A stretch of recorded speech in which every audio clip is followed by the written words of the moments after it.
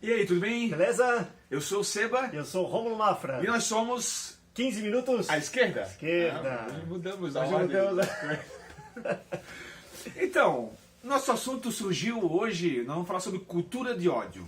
E nosso assunto surgiu depois que nós tivemos na pele, não por muito tempo, mas por alguns instantes, comentários de haters bravios, muito furiosos, Sem argumento, né? sem argumentos, sem pé nem cabeça, e que realmente nos deixou incomodado, não pela ofensa, porque não chegou a nos ofender, mas a gente fica imaginando, como é que alguém consegue isso 24 horas por dia durante o ano, 12, 10, 15 anos? Sim. Os caras, assim, ó, e são comentários tão vazios, simplesmente xingar porque eu discordo do cara, vou lá, xingo ele, ofendo, falo umas besteiras sem lógica nenhuma, sem argumentação, e é isso que é o discurso de ódio, Esse que é o discurso. basicamente, né? Sem nenhum embasamento, sem nenhum tipo de solidez intelectual, sem nenhum argumento para contrapor outra Sim. ideia. É simplesmente vagabundo, é simplesmente maconheiro, é simplesmente seus doutrinadores de criança, simplesmente isso. E aí vem umas ameaças pequenininhas, a hora de vocês vai chegar, Ah, sempre tem. vocês estão com dias contados, é umas coisas bobas, né? Agora eu fico imaginando, por exemplo, o caso da Débora Diniz. Débora Diniz é aquela mulher que ela é pesquisadora, ela é cientista, escreveu um livro, inclusive, sobre Zika no Brasil. Ah, sim. Ela foi lá no STF falar sobre a questão do aborto, do embasamento científico sobre a questão do aborto e tal. Ela também teve que sair do país, porque sofreu ameaças de todo tipo. Temos o caso de Jean Willis, Jean Willis, deputado federal. que saiu, acabou abrindo mão do cargo e também foi embora agora para a Espanha, se não me faz memória, e também por causa disso. Temos o caso da Lola. Ah, Lola Aronovitch. Isso, Sim. a Lola é o caso clássico, que é a primeira vez que alguém que estava à frente desses discursos de ódio acabou sendo preso. Ah, depois de anos também que ela denuncia. Depois de anos. Agora sim, nós é fichinha, né? Nem se compara, Nem se foram compara. só alguns comentários que fez a gente pensar em trazer o assunto. Só umas babinhas assim de raiva. Agora tu imagina esse povo que ameaça de morte a família, ameaça de morte amigos, ameaças pessoais de morte constantemente, tem que estar andando com colete, tem que estar acompanhado de segurança. Imagina a estrutura psicológica dessas pessoas para conseguir isso. Por sorte tivemos casos vitoriosos, o caso da Lula, mas ainda falta muito para se fazer. São exceções pequeníssimas, raríssimas exceções até agora. Né? E aqui em Itajaí hoje, por exemplo, quando a gente chegou aqui para gravar o episódio, eu recebi uma matéria de um aluno que postou fotos de armas, fotos de um tipo de um coquetel molotov, de rojão, sei lá o que era aquilo, numa garrafa de plástico. E assim, aí a gente vê que esse discurso de ódio, e ele ameaçando um garoto do 9º ano de uma escola municipal, ameaçando os outros alunos que poderia fazer um ataque lá, como o de Suzano, que já tem... Olha, acho que já são uns 10 casos no Brasil inteiro desse tipo de discurso e de ameaça de ataque, que é o discurso de ódio se espalhando. Em tão pouco tempo, se espalhando tão rapidamente. De onde é que vem isso, Romulo? De onde é que surge isso? De onde surge isso?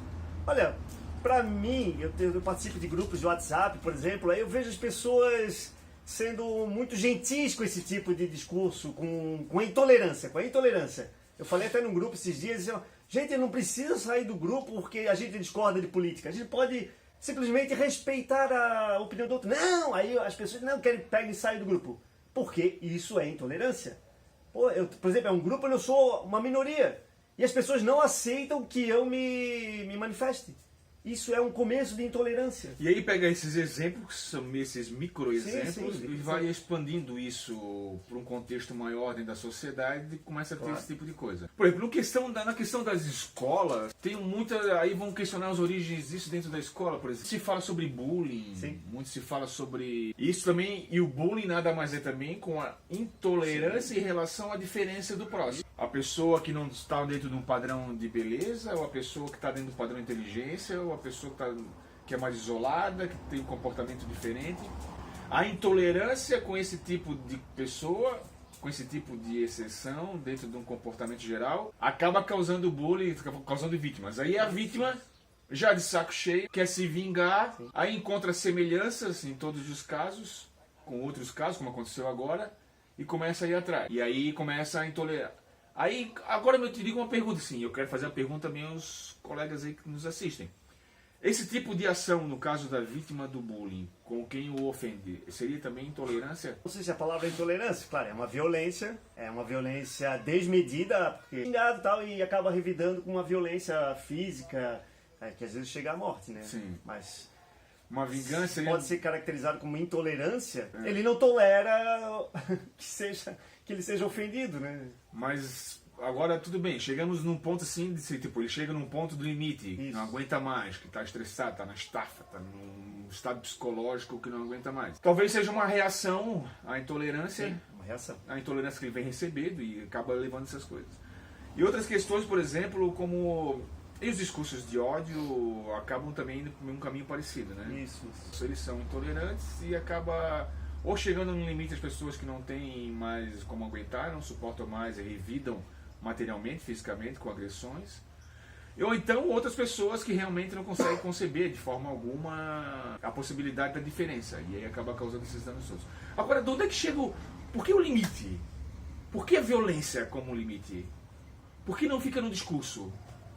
Aí a gente tem aquela outra, não é uma teoria, mas que por exemplo, quem passa esse limite para violência, geralmente é quem? É o homem branco, é o rapaz branco, porque negros, mulheres, por exemplo, não têm essas atitudes de reação à intolerância com violência. Porque a eles não foi prometido uma sociedade maravilhosa, ele não teve a promessa de chegar ao topo da sociedade, da cadeia alimentar da sociedade, por exemplo. Por que só brancos que fazem esse tipo de retaliação também? Que é um outro viés de todo esse caso, né? Interessante. Não. Porque negros sofrem racismo diariamente durante toda a sua vida. E eles não revidam com violência. Agora, todos esses atos de violência, de atiradores, de gente matando a esmo ou matando grupos, vem sempre de homens brancos, de grupos étnicos brancos que são, em teoria, são a maioria da população, né? Ou são os poderosos. Interessante isso, né? Tipo, é verdade, tem a ver. É como se fosse mal atendido por um garçom, Sim. por exemplo, e aquilo fosse o suficiente para acabar com toda com o teu status, Sim. com tua Educação. posição dentro daquele contexto. Ah, sim. E engraçado, tem um livro que fala sobre o Alain de Botton, filósofo suíço, fala sobre isso no livro dele, com as Consolações da Filosofia, né? E ele fala sobre a paciência e tal. E ele cita exemplo que uma vez o imperador, se não me engano, Calígula, estava sendo atendido por uma festa dele e o cara deixou cair um copo. E aí ele jogou o cara dentro de uma piscina que tinha um monte de peixe, aqueles piranha, um monte de peixe louco matava, enguia, essas coisas assim. Aí ele fala sobre isso no dia a dia, realmente. Aham. Que quando nós estamos, nossa hierarquia, nosso status. A gente vê ele ameaçado. E nesse caso tu falasse exatamente, é bacana, realmente, aos brancos foram prometidos Sim. o poder, o domínio sobre os outros, sobre todas as raças, sobre todas as pessoas. Tem tudo que ele quisesse, mulheres, poder. Aham. Principalmente sobre a classe média alta, que Isso. foi prometido a ele esse status quo de dominância econômica também. E parece que quando isso acontece, quando não está indo de acordo com o plano, não está indo de acordo com as ideias, acontece isso, essa revide, porque não tem mais o que fazer, perdeu a linha, não Sim. tem mais uma regrinha básica de lidar com isso. Pode ver que todos eles não conseguiram mulheres, as mulheres não gostam dele, porque aí eles culpam as mulheres. Situação financeira A situação difícil, financeira é ruim, não teve mulher, não teve namorada, foram rechaçados por namorados, mulheres, e aí eles culpam as mulheres, as feministas, né?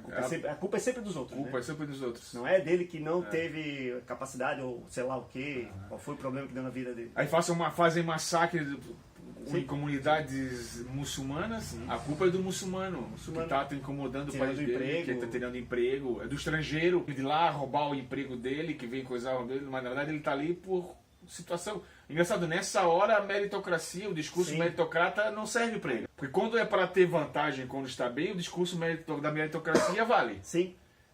Eu lutei para estar aqui sozinho, com força, tal. Agora, quando dá errado, é culpa do estrangeiro, é culpa do latino, sempre culpa do outro. Né?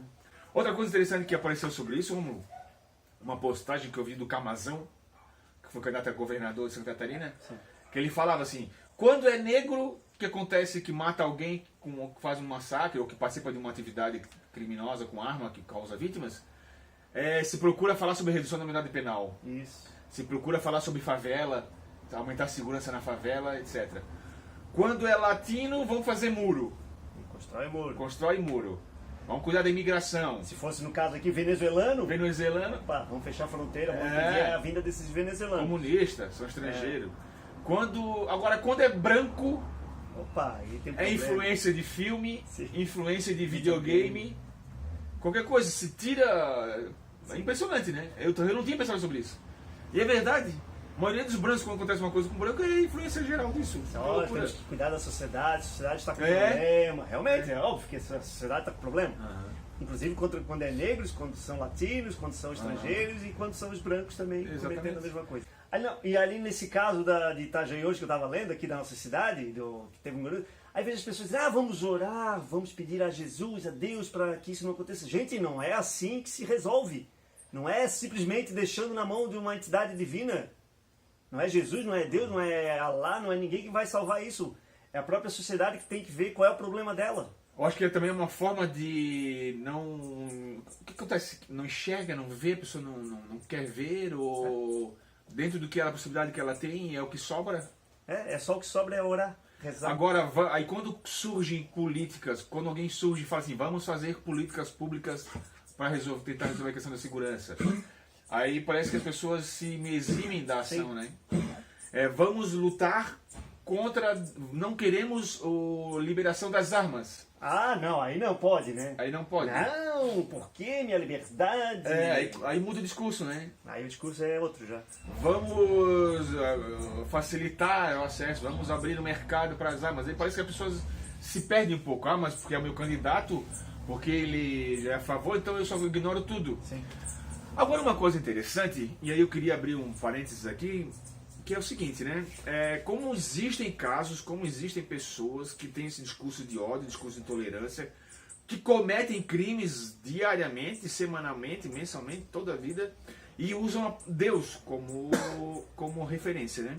Eu sou cristão, eu sou espírita, sou comunista, graças a Deus. Então assim, eu só queria pedir uma pequena reflexão para que você que está em casa aí, tu que está em casa e acha que isso é normal, fazer uma reflexão sobre armas. Tu que acha que o teu candidato, que por se dizer cristão, é a favor da liberação das armas, de abrir um mercado para as armas. Se tu é a favor de matar todo mundo na favela, se tu é a favor de ter que matar pobre, se tu é a favor da violência policial sem limites, que tem que exterminar mesmo, que tem que estar livre, cara, pensa comigo um pouquinho. Tu consegue de alguma forma achar que isso tem relação com Jesus, com os ensinamentos que Cristo nos deixou no Novo Testamento, para você que é da Igreja Católica ou é cristão de qualquer segmento religioso? Consegues imaginar de alguma forma, realmente assim, quando tu vai dormir à noite sozinha, que só tá tu e tu pensando na vida, lá com as minhocas na cabeça? Quando tu para valer assim, ou então quando tu vai no centro espírita, porque tem um monte de espírita coxinha, um monte de espírita a favor das armas, ou tu vai na igreja, ou no teu templo, consegue imaginar Jesus falando tudo isso que tu falas diariamente nas redes sociais? Consegue imaginar Jesus falando tudo isso sobre armas? Consegue imaginar Jesus falando tudo isso sobre a violência, sobre a necessidade de exterminar, de torturar, de matar? Vamos pensar um pouquinho sobre isso, só um pouquinho. E aí entra aquele também o paradoxo da tolerância, né? Liga. Que a gente, do Karl Popper, que fala mais ou menos em linhas gerais, é que a gente deve tolerar o intolerante? Será que a sociedade deve tolerar quem não tolera outros grupos ou tem essa intolerância contra as pessoas? Será que a gente deve ser assim? Ou temos que tolerar todo mundo, inclusive quem não vai tolerar a gente, por exemplo? Quem não tolera ideologias ou religiões devem ser tolerados ou não? Interessante, porque uma coisa legal também é o seguinte nisso aí, que quando tu estás sendo intolerante com a intolerância, nós também estamos sendo intolerantes com a nossa própria intolerância. Sim. Porque quando nós falamos assim, seja intolerante com a intolerância, não estamos só apontando o dedo para o próximo. Nós temos que ser intolerantes com a nossa própria intolerância, a nossa própria questão. E uma vez eu já apresentei um trabalho sobre isso, e é bem assim mesmo. E o resumo, se não me engano, o Voltaire tem uma frase que falava assim, nós não devemos ser tolerantes com nós mesmos. Ah, tá. se tu busca de alguma forma o progresso intelectual, o progresso moral, os valores mais espirituais da vida, para que tuas falhas, para que teus erros cada vez estejam mais afundados, mais escondidos, tu não pode ser tolerante contigo, com a tua intolerância. Então começa a ser intolerante contigo e intolerante com a intolerância em geral. E aí nós vamos conseguir galgar novos degraus de diálogo e conversa dentro da sociedade. E aí a sociedade tem que também fazer trabalho consigo próprio, né? Com a sociedade de não tolerar a intolerância. Inclusive, como eu falei ali no começo, de não ter esse papinho de não vamos falar sobre política, porque aí eu vou ficar chateado. Cara, respeito é o começo para uma sociedade de tolerância, que tolera as pessoas, que tolera quem pensa diferente, que tem outro time, que tem uma outra religião, ou quem não tem religião nenhuma. Eu fico pensando o seguinte, cara. Se a criatura... Porque isso acontece também, não sei se tu é grupo de política, né? Já aconteceu em grupo espírita do WhatsApp, grupo de espírita progressista do Brasil inteiro, já aconteceu. Grupo de amigos, já acontece com frequência. Aí fico pensando o seguinte, se a pessoa chega a tal ponto que não consegue tolerar uma conversa no WhatsApp, como é o dia a dia dessa criatura com os outros? Como é que ela vai lidar numa fechada de carro no trânsito? Como ela vai lidar com uma professora chamando a atenção do filho dela? Como ela vai lidar com uma discordância numa mesa de bar? Não vai lidar direito, né? Como funciona isso? Será que não dá para perceber, não dá para tentar olhar isso e equilibrar? Tá tudo ligado, né? Tá tudo ligado, né? Mais alguma coisa, Rômulo? Acho que é por isso, né? Isso mesmo. Esse especial, assim, vamos dizer, hoje para falar sobre isso, não é um assunto mais sério. Mas galera, é isso aí, vamos seguir em frente, compartilhe, curta, comente. Assina o nosso canal aí. Assina o nosso canal, é importante. No último episódio até a gente não falou aqui do... Cadê eu botei aqui embaixo. A revista do nosso amigo Juliano da Silva, que é um quadrinho, Lama. É um quadrinho autoral aqui de Itajaí. Aqui na nossa cidade. Um guri muito bom, Juliano Andrade Silva. Beleza? Fica à disposição. Então é isso aí, meus amigos. Vamos lá, tamo junto, siga firme e forte e vamos fazer a revolução. Até a próxima. Valeu, moleque.